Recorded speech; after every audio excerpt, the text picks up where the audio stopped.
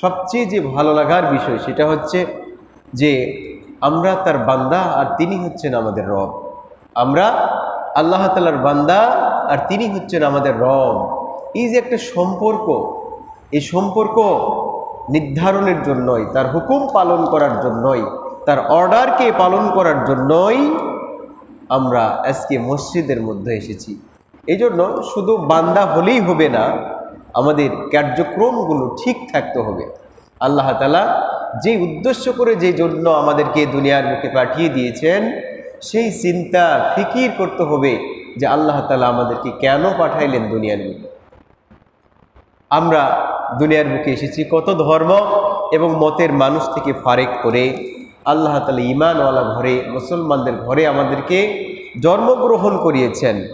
আল্লাহ তাআলা রাসূলুল্লাহ সাল্লাল্লাহু আলাইহি ওয়াসাল্লাম আমাদেরকে ঈমান শিখিয়েছেন, ঈমান অনুযায়ী আমল করা শিখিয়েছেন। এই